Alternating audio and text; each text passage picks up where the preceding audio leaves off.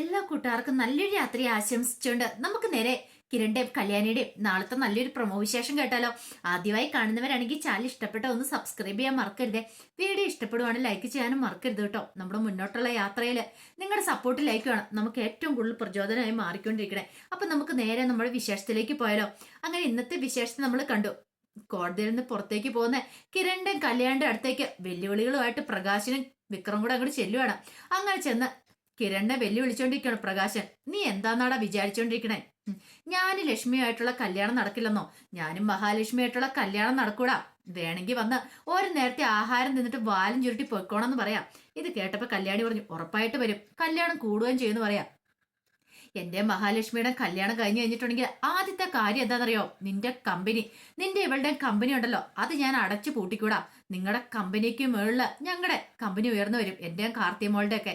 എന്റെ മോൻ വിക്രം ഉണ്ടല്ലോടാ, അതിന്റെ MD ആയിട്ടിരിക്കും. അറിയാലോ, ഇപ്പൊ തന്നെ അവൻ MD ആണ്. ഇനി അവന് ഓരോ ഉയരത്തിലേക്ക് ചെന്നപ്പെടും. നീ കണ്ടോടാ, ആ കാഴ്ച കണ്ട് നെഞ്ചു പൊട്ട് നീ ഇവളും കൂടെ കരഞ്ഞ അവസാനം ഞങ്ങളുടെ കാല് പിടിച്ചു വരുമെന്ന് പറയാം. ഇത് കേട്ടതും കല്യാണി പറഞ്ഞു, തിരിച്ചാവാതിരുന്ന ഭാഗ്യം എന്ന് പറയാം. പിന്നെ തിരിച്ച് നിന്റെയൊക്കെ കാല് പിടിക്കാണ്ട് ഞാനൊക്കെ എടീ 5 കോടി രൂപയ്ക്കാ ആ ലക്ഷ്മിയായിട്ടുള്ള ഡീൽ ഉറപ്പിച്ചിരിക്കുന്ന അറിയാവോ? 5 കോടി രൂപ കൊടുത്ത് ഒഴിവാക്കി വിടുക. അതിനർത്ഥം എന്താ? ഇഷ്ടം പോലെ പണം ഞങ്ങളുടെ കയ്യിലുണ്ടീ.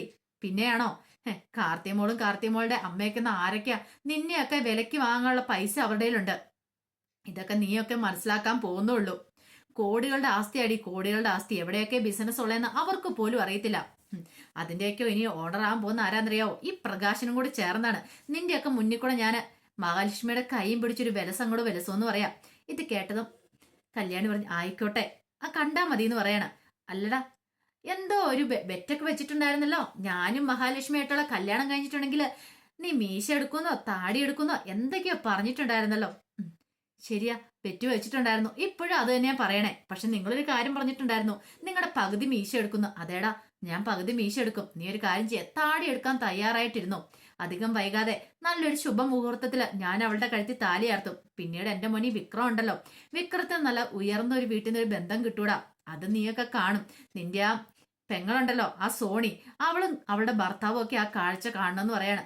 ഇത് കേട്ടൻ വിക്രം പറഞ്ഞു, ആ കാര്യമൊന്നും ഇവിടെ പറയേണ്ട കാര്യമില്ല അച്ഛാ, അതൊക്കെ ഇവർ കാത്തിരുന്ന് കാണേണ്ട കാര്യങ്ങളാന്ന് പറയാണ്. അങ്ങനെ വെല്ലുവിളിച്ചിട്ട് വാടാ മോനെ എന്നും പറഞ്ഞിട്ട് വിളിച്ചോണ്ട് അങ്ങോട്ട് പോവാണ്. കല്യാണി പറഞ്ഞു, സന്തോഷിച്ച് കണ്ടില്ലേ? അർമാദിക്കട്ടെ അങ്ങോട്ട്, ആനന്ദിക്കട്ടെ അങ്ങോട്ട്, എത്ര വരെ പോകുന്നറിയാലോ എന്ന് പറയാം. ഇത് കേട്ടതും കിരൺ പറഞ്ഞു, അത് ശരിയാ. കല്യാണി പറഞ്ഞു, സ്വന്തം അച്ഛനാന്ന് പറഞ്ഞിട്ട് കാര്യമില്ല, ഇപ്പൊ അയാളോട് എനിക്ക് വെറുപ്പാ. കാരണം ഇത്രയും കാലം ചെയ്ത് ദുഷ്ടത്തരം പോലെയല്ല, വീണ്ടും വീണ്ടും എന്റെ അമ്മേനെ എന്നെ ദ്രോഹിക്കാനാണ് ശ്രമിച്ചുകൊണ്ടിരിക്കുന്നത്. അയാൾക്ക് നന്നാവാനായിട്ട് അവസരങ്ങൾ പലതുണ്ടായിരുന്നു. പല അവസരങ്ങളും കൊടുത്താ വീണ്ടും നന്നാവില്ലെന്ന് വെച്ചാലോ, ഇനി അനുഭവം കൊണ്ട് തന്നെ പഠിക്കട്ടെ എന്ന് പറയാം. അങ്ങനെ അവര് വീട്ടിലേക്ക് വരുവാണ്. ആ സമയത്ത് മനോഹർ നേരെ രാഹുലിനെ കാണാനായിട്ട് ചെല്ലുവാണ്. രാഹുലിനെ കണ്ടപ്പോൾ രാഹുൽ ചോദിച്ചു, എന്താടാ? അത് പിന്നെ എനിക്ക് നിന്നോട് കുറച്ച് സംസാരിക്കാണെന്ന് പറയാ. എന്ത് സംസാരിക്കാൻ? കാരണം സരുവിന്റെ ഇപ്പോഴത്തെ പോക്കും മട്ടും ഭാവമൊക്കെ കണ്ടപ്പോൾ മനോഹർ തോന്നി, എത്രയും പെട്ടെന്ന് ഇവിടുന്ന് ഒഴിവായി പോയില്ലെങ്കിൽ കാര്യങ്ങളൊന്നും അങ്ങനെ പന്തിയാവില്ലെന്ന്. പിന്നീട് എന്നിട്ട് പറഞ്ഞു, അതെ, ഞാൻ ഒഴിവായി പൊക്കളാം, പക്ഷെ എനിക്ക് തരാന്ന് പറഞ്ഞ് പണം തരണമെന്ന് പറയാ. നിനക്ക് പണം തരാനോ? എത്ര രൂപ? 2 കോടി രൂപ. 2 കോടി രൂപയാ? അതെ, മര്യാദയാണ് മര്യാദ. 2 കോടി രൂപ തരുവാണെങ്കിൽ ഞാൻ ഇലയ്ക്കും മുള്ളിനും കേടില്ലാതെ അങ്ങോട്ട് ഒഴിവായി തന്നേക്കാം. പിന്നെ എന്നെ കൊണ്ടൊരു ശല്യം പോലും ഉണ്ടാകത്തില്ല. ഞാൻ എങ്ങോട്ടേലും പോയെന്നോ എനിക്ക് എന്തെങ്കിലും സംഭവിച്ചെന്നോ അവള് കരുതിക്കോളും. പിന്നെ നിങ്ങൾക്കെതിരെ ഞാൻ ചെറുവില്ല് പോലും അനക്കില്ല എന്ന് പറയാണ്. എടാ, ഉറപ്പാണല്ലോ അല്ലേ? ഉറപ്പായിട്ടുള്ള കാര്യം. എന്നാ ശരി, ഞാനൊന്ന് ആലോചിക്കട്ടെ. എന്നിട്ട് ഞാൻ എന്താന്ന് വെച്ചാൽ ഉത്തരം പറയാം. നിനക്കറിയാലോ എന്റെ കയ്യിൽ പണമൊന്നുമില്ല.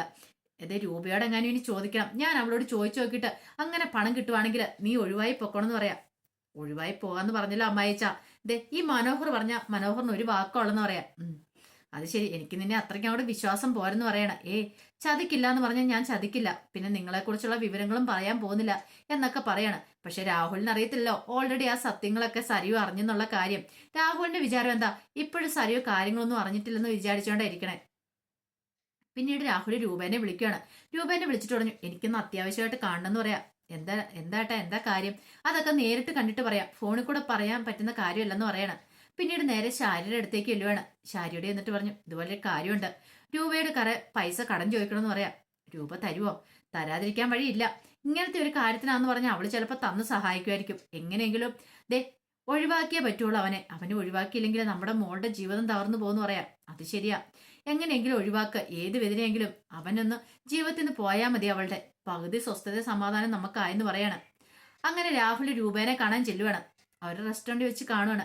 ചെന്നപ്പോൾ രൂപ ചോദിച്ചു, എന്താ ഏട്ടാ, എന്തോ സീരിയസ് ആയിട്ട് സംസാരിക്കാണ്ട് കാണണമെന്ന് പറഞ്ഞേ. അത് പിന്നെ എനിക്ക് കുറച്ച് പണം കടം വേണമെന്ന് പറയാണ്. കുറച്ച് പണം കടം വേണോ? എന്തിനാ ഇപ്പൊ ഇത്രയ്ക്ക് പൈസയ്ക്ക് ആവശ്യം എന്താ? കുറച്ചൊക്കെയാണെങ്കിൽ നമുക്ക് നോക്കാന്ന് പറയാണ്. ഒരു 2 കോടി രൂപ വേണമെന്ന് പറയാണ്. 2 കോടി രൂപയോ? അത്രയും പണം എന്തിനാ ഏട്ടാ? അത് പിന്നെ ആ മനോഹറിനെ ഒന്ന് ഒഴിവാക്കാനാ. അവൻ 2 കോടി രൂപയാ ചോദിച്ചിരിക്കുന്നത്. ആ 2 കോടി രൂപ കൊടുക്കുവാണെങ്കിൽ അവന് സരുവിന്റെ ജീവിതത്തിൽ നിന്ന് പോയിക്കോളാന്നാ പറയണേ. അതുകൊണ്ട് എങ്ങനെയെങ്കിലും നീ ആ രൂപയൊന്ന് സംഘടിപ്പിച്ച് പണം ഒന്ന് സംഘടിപ്പിച്ചിട്ടുണ്ടെന്ന് പറയാം. ഇത് കേട്ടതും രൂപ പറഞ്ഞു, ഞാനൊന്ന് ആലോചിക്കട്ടെ എന്ന് പറയണം. ദേ, ആലോചിച്ചിട്ട് കാര്യമില്ല, അറിയാലോ എന്റെ ഇപ്പോഴത്തെ അവസ്ഥ അത്ര പരിതാപകരമാ. ദേ, പിന്നെ അത് പണം തരുവാണെങ്കിൽ ഞാൻ എങ്ങനെയെങ്കിലും തിരിച്ചുണ്ടാക്കി എപ്പോഴെങ്കിലും തന്നോളാം. ഏതെങ്കിലും വസ്തുവൊക്കെ വിറ്റിട്ടാണെങ്കിലും തന്നോളാം. തൽക്കാലത്തേക്ക് നീ അവനെ ഒന്ന് ഒഴിവാക്കാൻ പറ്റിയ ഒരു മാർഗം അത്. അതിന് എനിക്കൊന്ന് രക്ഷയായിട്ട് വാ, അല്ലെങ്കിൽ എനിക്ക് എന്ത് ചെയ്യണമെന്ന് അറിയില്ല എന്ന് പറയണം. അവസാനം അങ്ങനെ രൂപ പറഞ്ഞ് ആലോചിക്കട്ടെ എന്ന് പറഞ്ഞാണ് രൂപ പോരുന്നത്. പിന്നീട് രൂപ ഈ കാര്യം വന്ന് കിരണിനോട് പറയണം. കിരൺ പറഞ്ഞു, പണമല്ലേ, 2 കോടി രൂപയല്ലേ, അമ്മ ധൈര്യമായിട്ട് കൊടുത്തു, ബാക്കി എന്ത് ചെയ്യണമെന്ന് എനിക്കറിയാന്ന് പറയാം. അല്ലട മോനെ, 2 കോടി രൂപ എന്ന് പറഞ്ഞാല് അമ്മ കൊടുത്തോ അമ്മേ? ഞാനല്ല പറയുന്നേ. ഒരിക്കലും അത് ആ മനോഹറിന്റെ കയ്യിൽ എത്തിപ്പെടാനും പോകുന്നില്ല. രാഹുൽ അടിച്ചോണ്ട് പോയി കഴിയുമ്പോൾ എന്ത് സംഭവിക്കുന്നേ കാണിച്ചുതരാം. ഇത്രയും കാലം കുറെ തരികട പണികളൊക്കെ നടത്തിയതല്ലേ. അങ്ങനെ ഇപ്പൊ അവനങ്ങനെ രക്ഷപ്പെടണ്ട, മനോഹരൻ രക്ഷപ്പെട്ടു പോടണ്ട. അവന് പുതിയ മേച്ചിൽപ്പുറം കണ്ടെത്തിക്കണം. അങ്ങനെ രക്ഷപ്പെടാനായിട്ടാ. അതൊരിക്കലും അനുവദിച്ചു കൂടാന്ന് പറയാം.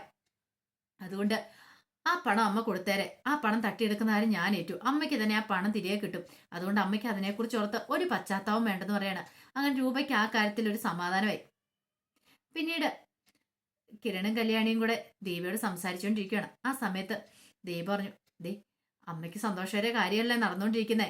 ദേ, അമ്മയുടെ ഭർത്താവിന്റെ കാര്യത്തിൽ ഒരു തീരുമാനമായെന്ന് പറയാം. അത് പിന്നെ എനിക്ക് അറിയായിരുന്നു മോളെ, ഇങ്ങനെയൊക്കെ സംഭവിക്കണം എന്നുള്ളത്. ലക്ഷ്മി ബുദ്ധിമതിയാ എന്ന് പറയണം. അത് ശരിയാ. ലക്ഷ്മി അമ്മയാണെങ്കിലും കാർത്തികേശി ആണെങ്കിലും നല്ല ബുദ്ധിയുള്ള കൂട്ടത്തിലാ.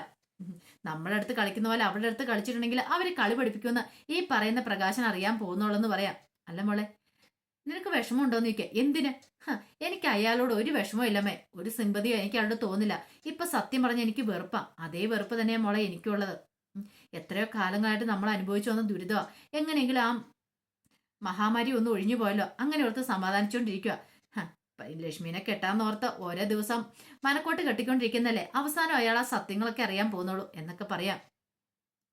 കല്യാണി പറഞ്ഞു, അത് ശരിയാമേ, എത്രമാത്രം ദുഷ്ടതരം ചെയ്തിട്ടുണ്ട്. അത് പോരാഞ്ഞിട്ട് വീണ്ടും ഇപ്പോഴാ അതിനെ കൂട്ടി നിൽക്കുന്ന ആ ഒരു മുത്തശ്ശി.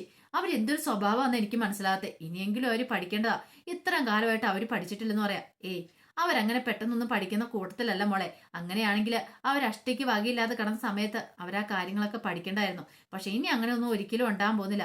അവര് പഠിക്കണമെങ്കിൽ അവരിലാരിലും ഒരാൾ തീരണം. എന്നാലും പഠിക്കുമെന്ന് തോന്നില്ല. പ്രകാശിന് വീണ്ടും ഇങ്ങനെ ഓരോന്ന് ചെയ്ത് കൂട്ടിക്കൊണ്ടിരിക്കും. ഓരോ പാവങ്ങള് കൂടെ ആ വിക്രമവും ചേരും. വിക്രമും വേതാളവും എന്ന് പറഞ്ഞ പോലെ അല്ലേ രണ്ടുപേരെന്ന് പറയാണ്. കല്യാണി പറഞ്ഞു, അത് ശരിയമ്മേ, കാര്യം പറഞ്ഞ എന്റെ ആങ്ങളെയൊക്കെ തന്നെ ആയിരിക്കും. പക്ഷെ അവനെ പോലെ ഒരു ദുഷ്ടനെ എന്റെ ജീവിതത്തിൽ ഞാൻ കണ്ടിട്ടില്ല. എത്രമാത്രം ദുഷ്ടതരങ്ങളൊക്കെ കാണിച്ചതും പോരാഞ്ഞിട്ട് വീണ്ടും വീണ്ടും കാണിക്കാനായിട്ട് കൂട്ടു നിൽക്കുകയും ചെയ്യുന്നു. അച്ഛനും മോനും ഇനിയിപ്പോ അധികം ആയുസുണ്ടെന്ന് തോന്നില്ല. ഇത് കേട്ടതും തീ പറഞ്ഞു, അവരെ അങ്ങനെ പെട്ടെന്ന് തീർക്കലും മോളെ, ഇഞ്ചിഞ്ചായിട്ട് വേണം തീർക്കാനായിട്ട്. ഓരോ നിമിഷം അവരെ ഉരുകിയിരിക്കണം. ചെയ്തു പോയ തെറ്റുകൾക്കൊക്കെ അവര് പ്രായച്ചിത്തം ചെയ്യണം. എങ്കിൽ മാത്രമേ ഇനി അവർക്കൊരു ജീവിതം ഉണ്ടാവുള്ളൂ. ഇത് കേട്ടതും കല്യാണം പറഞ്ഞു, അങ്ങനെ ഉണ്ടാവും അമ്മയ്ക്ക് തോന്നുന്നുണ്ടോ? ഒരു കാരണവശവും ഇല്ല. അവർക്ക് നന്നാവാനായിട്ട് എത്ര അവസരങ്ങളുണ്ടായിരുന്നമ്മേ. ഒരു പാട്ടെങ്കിലും അവർ നന്നായോ? ഇല്ലല്ലോ. അതിനർത്ഥം എന്താ? അവരൊരിക്കലും നന്നാവാൻ ഉദ്ദേശിച്ചിട്ടില്ലെന്നാ. അവർക്കിട്ടുള്ള അടി വരുന്നുള്ളൂ. കുറച്ചുകൂടെ അങ്ങോട്ട് സന്തോഷിക്കട്ടെ എന്ന് പറയാണ്. പിന്നീട് രൂപ വീട്ടിൽ വന്നതിന് ശേഷം രാഹുലിനെ വിളിക്കുകയാണ്. രാഹുലിനെ വിളിച്ചിട്ട് പറഞ്ഞു, ചേട്ടാ, പണത്തിന്റെ കാര്യമൊക്കെ ഞാൻ റെഡിയാക്കി തന്നോളാന്ന് പറയാണ്. 2 കോടി രൂപ ഞാൻ റെഡിയാക്കി തരാം. പിന്നെ 2 ദിവസത്തെ അവധി എനിക്ക് വേണമെന്ന് പറയണം. 2 2 4 4 എത്ര ദിവസം വേണമെങ്കിലും നീ എടുത്തോ, പക്ഷെ എനിക്ക് പണം കിട്ടണം. അറിയാലോ, അത്രയ്ക്ക് അത്യാവശ്യം ആയതുകൊണ്ടാന്ന് പറയണം. ശരിയെന്ന് പറയാണ്. പിന്നെ രാഹുലിന് നേരെ അകത്തേക്ക് എന്നിട്ട് സാരിയോട് പറഞ്ഞു, അതെ, നമ്മൾ ഉദ്ദേശിച്ച വലിയൊക്കെ കാര്യങ്ങൾ നീങ്ങുന്നുണ്ട്. അവള് പണം തരാന്ന് പറഞ്ഞെന്ന് പറയാ രൂപ. 2 കോടി രൂപ തരാന്ന് പറഞ്ഞു. എന്റെ ഏട്ടാ, ആ പൈസയൊക്കെ നമ്മുടെ മോൾ അനുഭവിക്കേണ്ടതല്ലേ. കണ്ടോ, അവൻ കൊണ്ടേ തിരുന്നാ മനോഹർ, എന്ത് ചെയ്യാൻ പറ്റും? അല്ല, അവന് 1 കോടി രൂപ കൊടുത്താൽ അത്ര തീരുവോന്ന് ചോദിക്കുക. 1 കോടി രൂപയ്ക്ക് തീർക്കുവാണെങ്കിൽ അത്ര സമാധാനം ഉണ്ടല്ലോ. അത്രയും പോലും കൊടുക്കേണ്ട കാര്യമില്ല. ബാക്കി പൈസ നമ്മൾക്ക് എടുക്കാമല്ലോ എന്ന് പറയണം. എന്ത് ചെയ്യാനാ? ആ ബാധ്യത അങ്ങോട്ട് ഒഴിഞ്ഞു പോവാണെങ്കിൽ, ആ ബാധ ഒഴിഞ്ഞു പോവാണെങ്കിൽ അതല്ലേ നല്ലത്. പണമല്ല ഇപ്പൊ നമുക്ക് പ്രധാനം. നമ്മുടെ മോളുടെ ജീവനല്ലേ. എന്ന് ചോദിക്കുകയാണ്. അങ്ങനെ ശരിയെന്ന് പറഞ്ഞ് ശാരി അങ്ങോട്ട് അകത്തേക്ക് കയറി പോവാണ്. ആ സമയം ആകപ്പാടെ സമനില ഏറ്റിയ പോലെ സരയു ഇരിക്കുകയാണ്. സരയു ഫുഡ് പോലും കഴിച്ചിട്ടില്ല. വന്ന അതേ ഒരു ഇരിപ്പിരിക്കുകയാണ്. പിന്നീട് ശാരി എന്ന് സരയുനോട് ചോദിച്ചു, അല്ല മോളെ, മോള് വന്നിട്ട് ഫുഡ് പോലും കഴിച്ചില്ല, എന്തിരിപ്പായിരിക്കണേ, എഴുന്നേറ്റ് വന്നേ, കുഞ്ഞിനെ ഞാൻ നോക്കാന്ന് പറയാണ്. ഇത് കേട്ട് കഴിയുമ്പോൾ സരയു പറഞ്ഞു, ഒന്ന് കടന്നു പോകുന്നുണ്ട് എന്റെ മുറിയിൽ എനിക്ക് ഫുഡ് വേണം, ഞാൻ വന്ന് എടുത്ത് കഴിച്ചോളാം, നിങ്ങൾ എന്നെ കൂടുതൽ തീറ്റിക്കാനൊന്നും വരണ്ടെന്ന് പറയാം. അങ്ങനെ പറഞ്ഞിട്ട് ശാരിയുടെ മുറിയിൽ നിന്ന് ഇറക്കി വിട്ട് കഥ അങ്ങോട്ട് വലിച്ചടയ്ക്കുവാണ്. എന്ത് പറ്റി ഈ സരയുവിന് എന്നറിയത്തില്ലാതെ ശാരി ഒരു നിമിഷം പുറത്തിങ്ങനെ നിൽക്കുകയാണ്, മുറിയുടെ പുറത്ത്. എന്തോ അവൾക്ക് കാര്യമായിട്ട് സംഭവിച്ചിട്ടുണ്ടെന്ന് ശാരിക്ക് മനസ്സിലായി. അപ്പൊ അതിന്റെ വിശേഷങ്ങളൊക്കെയാണ് നാളെ കാണാനായിട്ട് പോകുന്നത്. ആ വിശേഷങ്ങൾക്കായി നമുക്ക് എല്ലാവർക്കും കാത്തിരിക്കാട്ടോ. ഒരിക്കൽ കൂടി എല്ലാവർക്കും നല്ലൊരു രാത്രി ആശംസിച്ചുകൊണ്ട് നിർത്തുന്നു. നന്ദി.